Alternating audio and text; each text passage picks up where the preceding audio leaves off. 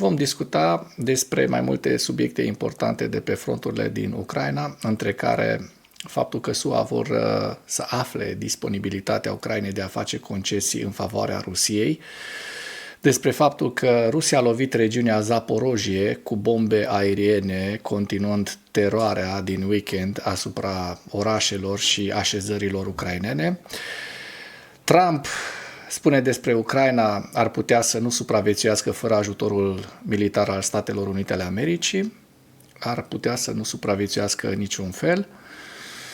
Deep State publică noi hărți, rușii au capturat 2 așezări în regiunea Kursk. Vărul lui J.D. Vance a luptat pentru Ucraina timp de 2,5 ani, aproape 3 ani, ca parte a lupilor Da Vinci. Vedem foarte interesant ce spune acest văr, Nate Vance, despre ce a făcut J.D. Vance. Ucraina semnează un memorandum cu producătorul Iris-T de rachete și de apărare antiaeriană. Trump spune că SUA au reluat aproape schimbul de informații cu Ucraina și vom discuta, așa cum știm, despre toate aceste subiecte. Războiul din Ucraina, pentru că aici, de fapt, se desfășoară lucrurile importante și adevărata bătălie pe viață și pe moarte cu Imperiul Răului, bătălie pe care lumea liberă o duce, nu doar Ucraina, pentru că cei din lumea liberă sprijină Ucraina de chiar mai bine de 3 ani. Statele Unite ale Americii vor să afle disponibilitatea Ucrainei de a face concesii în favoarea Rusiei, spun cei de la Reuters. SUA plănuiesc să folosească întâlnirea cu delegația ucraineană în Arabia Saudită, programată pentru 11 martie, pentru a evalua pregătirea Kievului pentru posibile concesii materiale în favoarea Rusiei pentru a pune capăt războiului. Concesii teritoriale, cred că era aici traducerea corectă. Reuters, citând 2 oficiali americani, spune că secretarul de stat american Marco Rubio va sosi la Jeddah pentru a conduce delegația SUA în discuții cu oficialii ucraineni. Negocierile vor fi conduse de către șeful biroului președintelui Ucrainei, Andriy Yermak, din Ucraina. Lui Rubio se așteaptă să li se alăture consilierul pentru securitate națională de la Casa Albă, Mike Waltz, și trimisul special al președintelui american Donald Trump pentru Orientul Mijlociu, Steve Witkoff. Partea americană va vedea de asemenea discuțiile ca pe o oportunitate de a evalua Kievul, de a îmbunătăți relațiile cu administrația Trump. Problema a devenit deosebit de presantă după ce întâlnirea anterioară dintre președinții SUA și Ucrainei s-a încheiat cu o dispută luna trecută.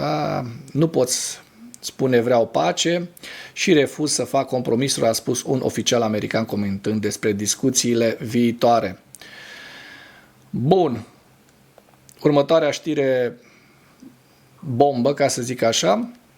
Rusia a lovit regiunea Zaporojie cu bombe aeriene. Sunt 2 răniți. În noaptea de 19 martie, avioanele rusești au aruncat bombe ghidate asupra satului Goluboe din regiunea Zaporojie. În urma atacului, 2 bărbați au fost răniți, iar clădirile de locuințe au fost avariate. Și știm că aceste atacuri împotriva obiectivelor civile pe care rușii le practică în ultimul timp sunt la ordinea zilei, s-au intensificat mai ales după ce Statele Unite ale Americii au retras ajutorul cât și pentru Ucraina, cât și le-au restricționat schimbul de informații, de partajare de informații între Statele Unite și Ucraina.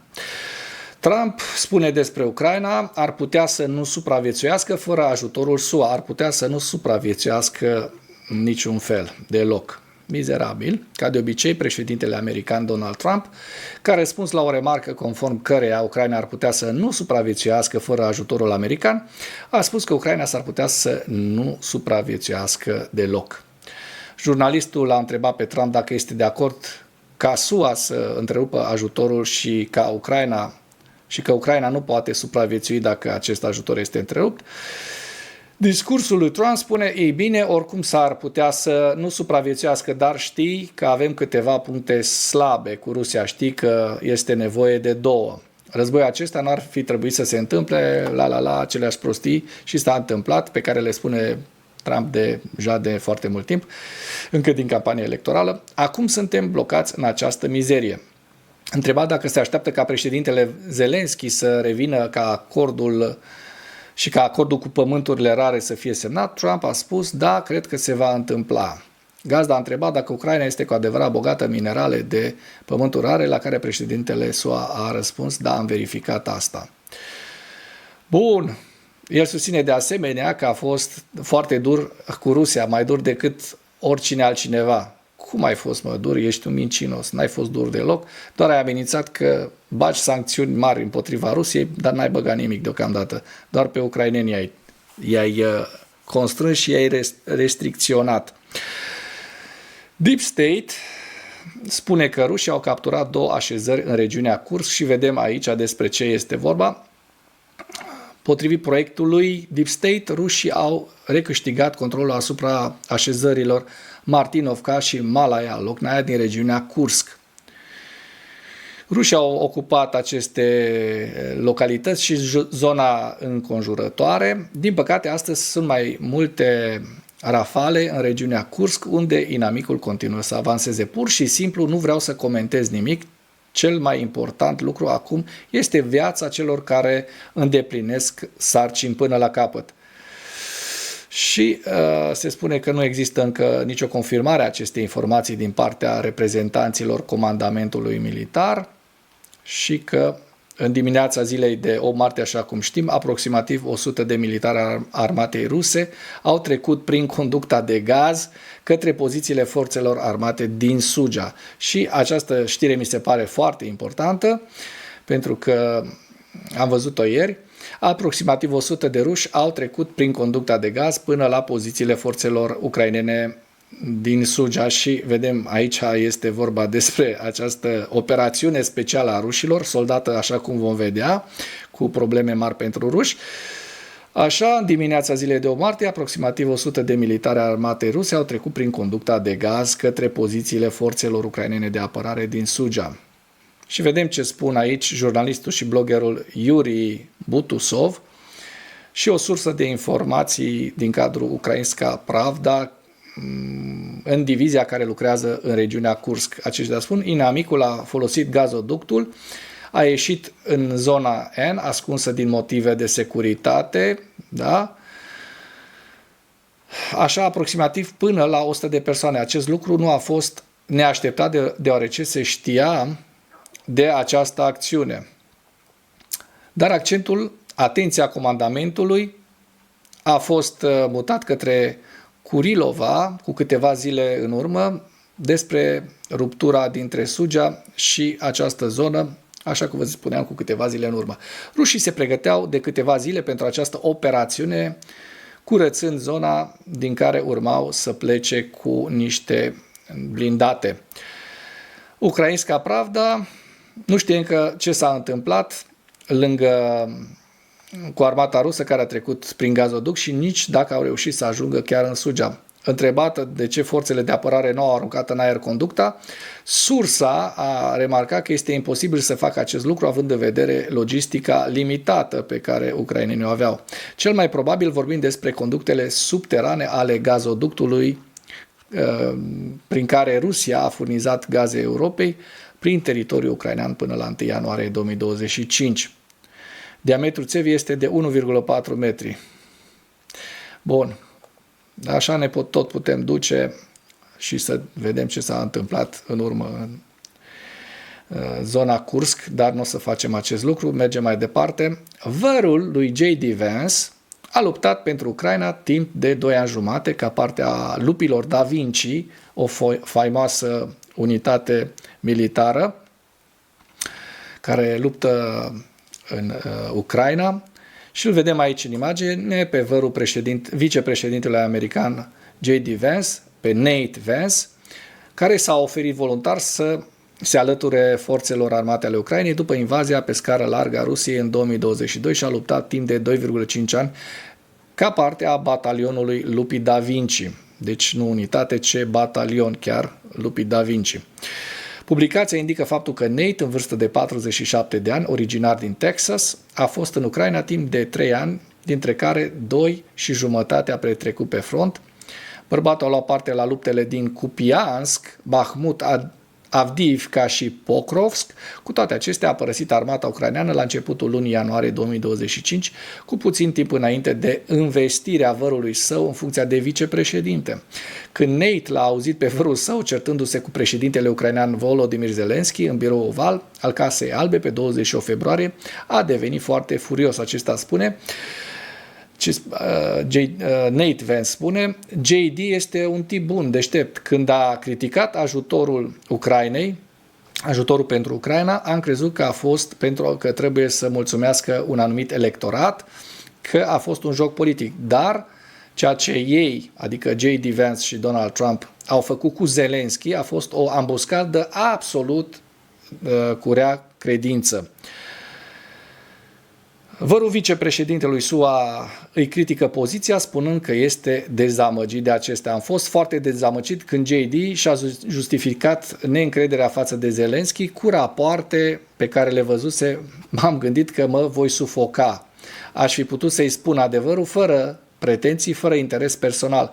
Nu a încercat niciodată să afle mai multe, spune bărbatul.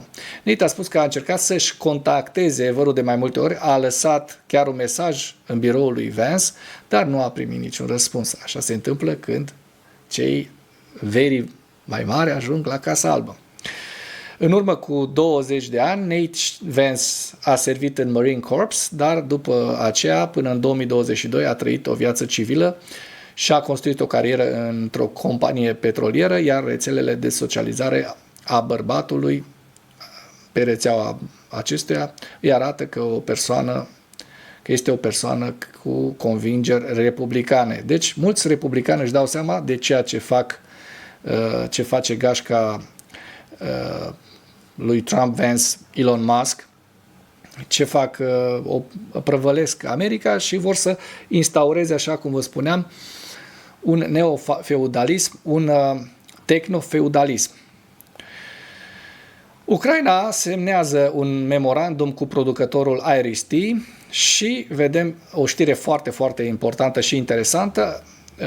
Ucraina a semnat un memorandum cu producătorul sistemului de apărare aeriană german Iris-T, care este produs de către DL Defense, care prevede o creștere de 3 ori a ofertei de rachete și sisteme de apărare antiaeriană. Acest lucru a fost anunțat de către ministrul Umeriov pe Facebook. A semnat un memorandum de înțelegere cu DL Defense, producătorul sistemelor Iris-T, care este o parte importantă a scutului de apărare aeriană al Ucrainei. Protejarea cerului și a orașelor ucrainene este prioritatea noastră. Acordul semnat deschide calea către mari proiecte industriale care vor consolida capacitățile apărării aeriene ucrainene. Bun, o știre foarte, foarte importantă, una caldă, una rece. Și acum încă una caldă. Trump spune că SUA au reluat aproape schimbul de informații cu Ucraina. De fapt, traducerea corectă ar fi: Trump spune că aproape a reluat schimbul de informații cu Ucraina. De ce doar aproape și nu de tot? Hai să vedem. Președintele american a anunțat că Washingtonul a reluat aproape schimbul de informații cu Ucraina. El a mai spus că se așteaptă la rezultate pozitive de la viitoarele discuții cu Ucraina în Arabia Saudită. Trump le-a spus reporterilor de la bordul Air Force One pe data de 9 martie că SUA sunt aproape de a ridica pauza de împărtășire a informațiilor cu Ucraina. Aproape am ajuns, a spus Trump, când a fost întrebat dacă se gândește să deblocheze transferul de informații către Ucraina.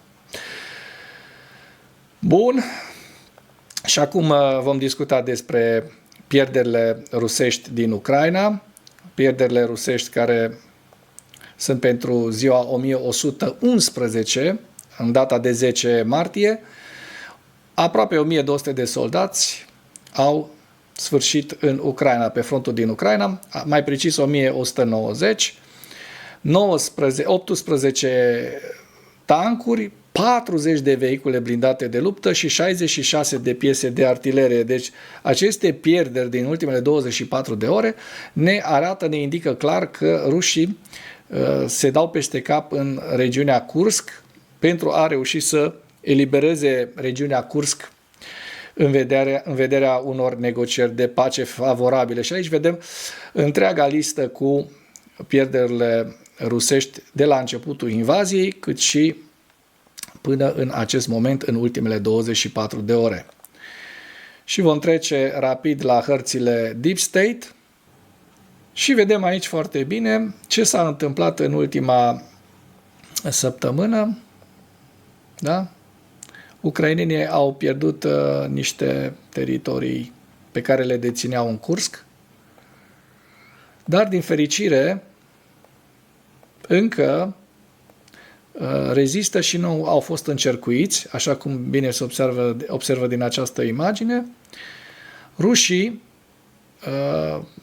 reușind să și piardă 100 de soldați pe care i-au trimis printr-o conductă, numai rușii pot să facă chestii de genul ăsta, să aibă inițiative pe front de acest gen.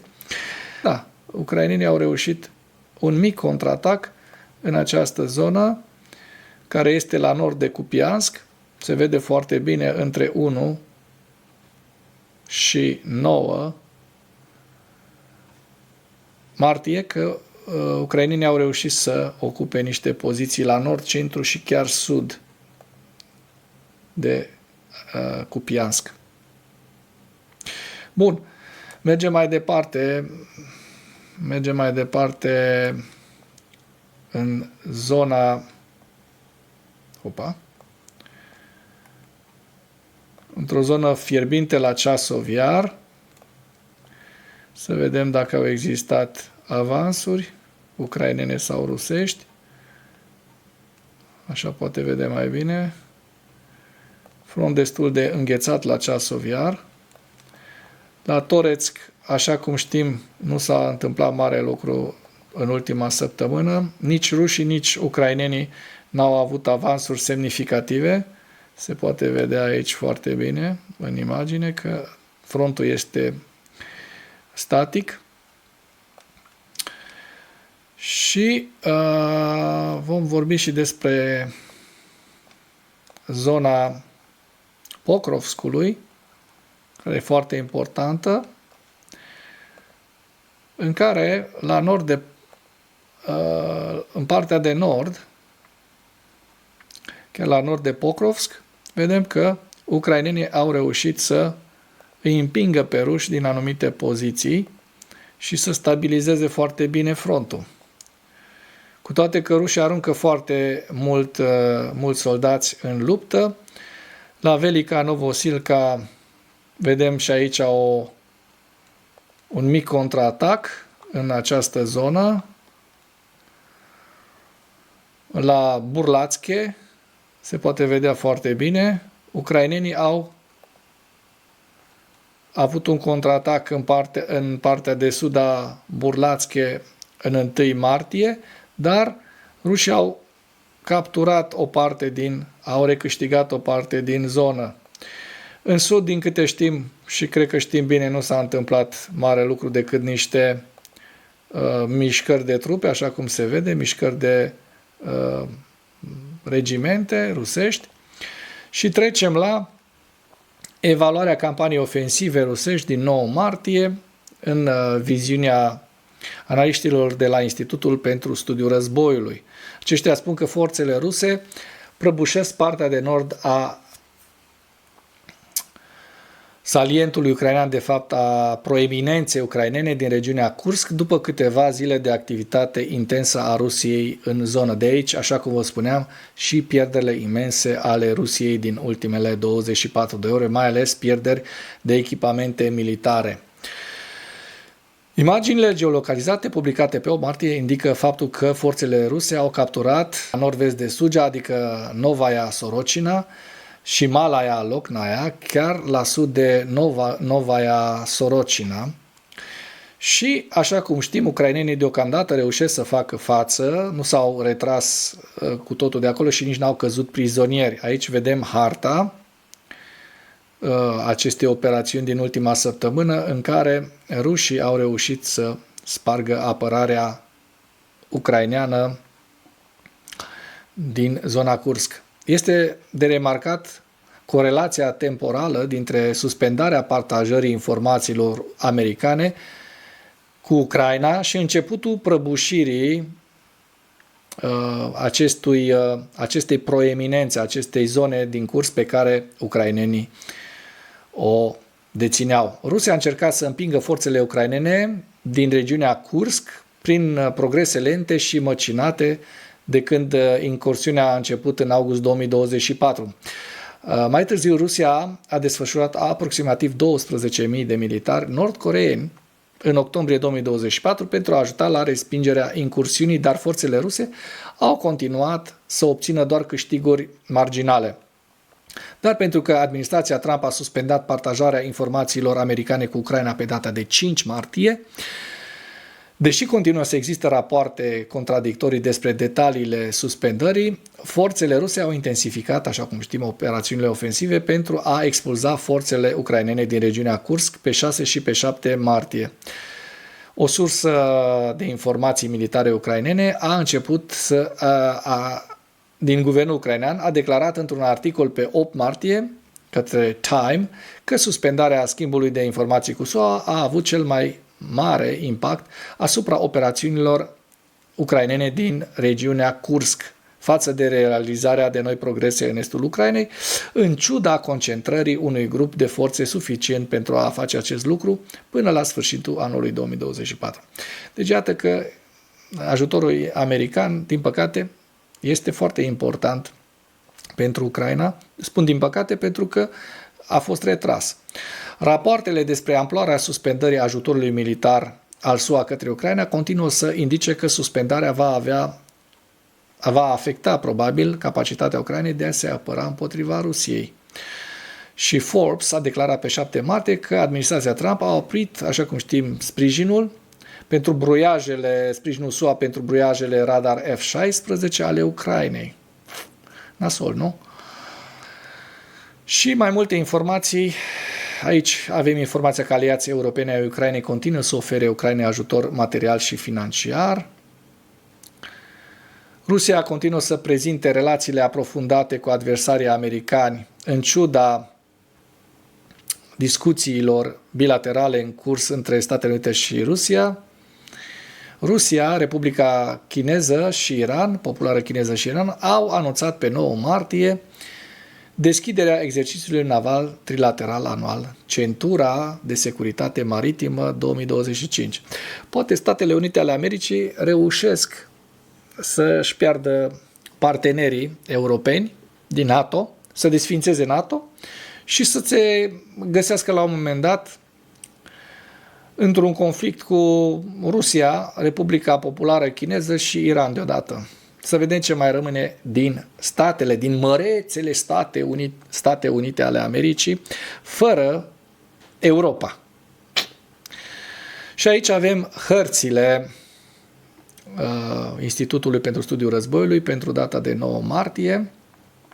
Nu o să mai intrăm în detaliu, doar vi le arăt, pentru că mi se pare că le-am discutat destul de mult pe Deep State, pe cealaltă platformă, în timp real, vi le-am prezentat și doar vreau să trecem să vedem, să aruncăm un ochi, să vedem dacă nu s-au întâmplat diferențe și nu s-au întâmplat diferențe așa cum se vede în viziunea celor de la